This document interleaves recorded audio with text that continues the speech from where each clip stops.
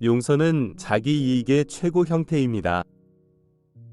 질문: 용서에 대해 어떻게 생각하세요? 다른 사람을 용서할 수 있을까요? 아니면 용서는 사랑보다는 두려움에 대한 인식이 유일한 죄이기 때문에 우리 자신만을 대상으로 해야 할까요? 용서는 여전히 조용히 아무것도 하지 않습니다. 그저 바라보고 기다리며 판단하지 않습니다. 상승 마스터 예수 킴 마이클즈를 통해 전달되었습니다. 용서는 가장 오해하기 쉬운 개념 중 하나입니다. 용서의 진정한 의미는 자유를 주는 것이지만 대부분의 사람은 용서할 때 자유를 주는 대상이 누구인지 이해하지 못합니다. 그들은 자신에게 해를 끼친 사람을 용서함으로써 어떻게든 그 사람을 책임에서 벗어나게 하거나 책임을 면하게 해준다고 생각합니다. 이것은 옳지 않습니다. 성서에 이런 말씀이 있습니다. 사랑하는 이들이여, 여러분 자신이 복수할 생각을 하지 말고 오히려 분노에 굴복하세요. 성서에도 주께서 말씀하시되 복수는 나의 것이니 내가 갚으리라 하신 주님의 말씀이 있습니다. 이 간단한 말씀은 성서에 부분적으로만 설명되어 있는 우주의 법칙을 말합니다. 동양의 종교에서는 이 법칙을 카르마의 법칙이라고 부르며 과학에서는 작용과 반작용의 법칙으로 알려져 있습니다. 이 웹사이트 전체에서 설명했듯이 여러분이 하는 모든 일은 신의 에너지로 이루어집니다. 다른 사람에게 해를 끼칠 때 여러분은 일정량의 신의 에너지를 오용하는 것입니다. 신은 여러분이 우주로 보낸 오용된 에너지의 충동이 여러분의 생명 흐름으로 되돌아오도록 보장하는 비인격적인 법칙을 만들었습니다.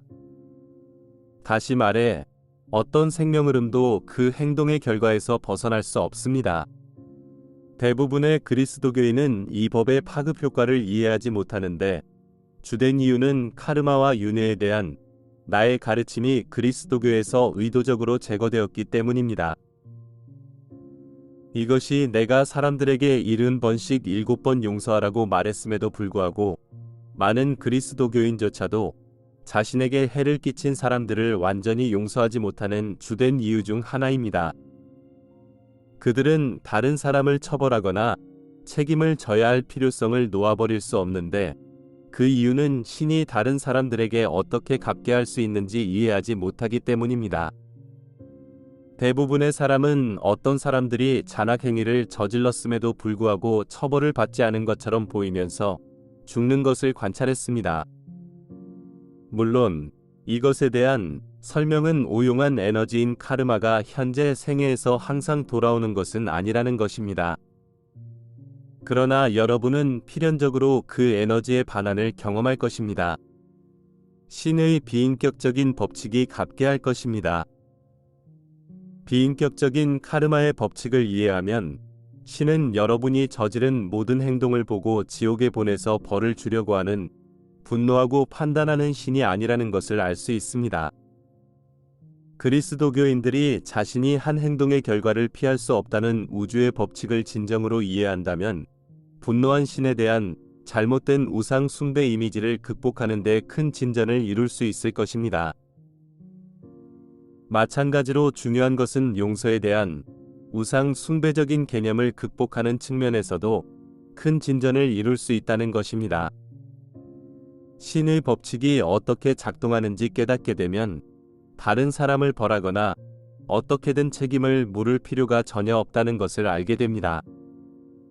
다시 말해, 많은 사람은 다른 사람에게 원한을 품음으로써 그 사람이 자신의 행동에 대해 책임을 지도록 돕는다고 생각합니다. 신의 법칙을 이해하면 이것이 완전히 불필요하다는 것을 알 수 있습니다. 신은 다른 생명 흐름의 행동에 대해 완벽하게 책임을 물을 수 있으며 신은 이를 수행하는 데 여러분의 도움이 필요하지 않습니다. 또 다른 문제는 반복적으로 잘못된 행동을 저지르는 사람들로부터 다른 사람들을 보호해야 할 의무이며 이에 대해서는 다른 곳에서 더 자세히 설명했습니다. 여기서 내 요점은 신이 다른 생명 흐름에 책임을 물을 수 없다고 믿기 때문에 원한을 품거나 상대방을 처벌하기 위해 조치를 취해야 한다고 믿는다면 실제로는 자신이 신보다 더 잘 알고 있다고 믿거나 어떻게든 자신이 신의 복수 천사 역할을 하고 있다고 가정하고 있다는 것입니다. 이러한 믿음은 잘못된 것이며 영적인 성장에 위험합니다. 단순한 사실은 여러분이 다른 사람에 대해 부정적인 이미지나 부정적인 감정을 품을 때 여러분과 그 사람 사이의 에너지의 유대를 형성한다는 것입니다. 논리적으로 생각해보면 이성적인 사람이 왜 자신에게 해를 끼친 사람과 자신 사이의 에너지의 유대를 만들고 싶어 할까요?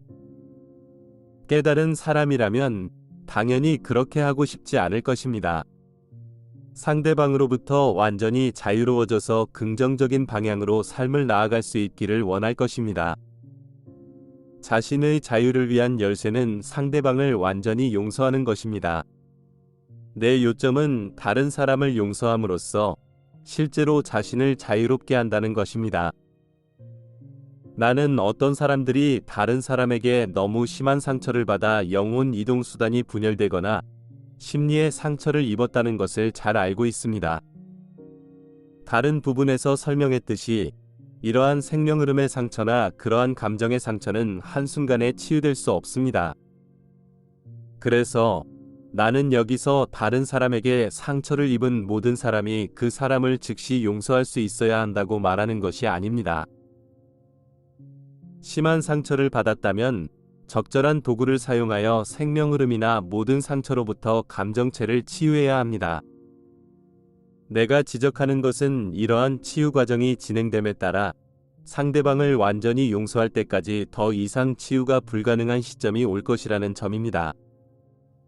누군가는 완전한 용서가 치유 과정의 궁극적인 결과라고 말할 수도 있습니다. 그러나 처음부터 용서할 수 있는 사람들에게는 그것이 치유 과정의 가장 좋은 시작이 될 수도 있습니다. 요컨대 여러분이 진정으로 영적인 진보를 염려한다면 바른 사람을 용서해야 합니다. 또한 자신을 용서하고 신이나 신의 이름으로 종교기관이나 사람들이 여러분에게 저지른 모든 해악에 대해 신을 용서해야 합니다. 여러분은 유일한 죄는 사랑보다는 두려움에 대한 인식이라고 말합니다. 이 말은 옳은 말이지만 나는 유일한 죄는 여러분의 근원으로부터 분리된 느낌, 즉 사랑으로부터 분리된 느낌이라고 말하고 싶습니다. 두려움을 불러일으키는 것은 분리감이며 그 두려움에서 모든 죄가 생겨납니다. 여러분의 신은 아름답지만 용서에는 적극적인 측면도 있습니다. 마법처럼 용서가 일어나 길을 마냥 기다릴 수는 없습니다. 상처를 치유하고 이해를 높임으로써 용서가 일어날 수 있는 무대를 마련해야 합니다. 용서가 진정으로 최고의 자기 이익이라는 것을 깨닫게 해주는 직관적인 통찰력을 얻을 때까지 계속 이해를 구하세요. 모든 사람과 모든 것을 용서함으로써 스스로 만든 마음의 감옥과 지구상의 물질적 감옥에 갇혀있는 자신을 보게 된다는 것을 문득 깨닫게 됩니다.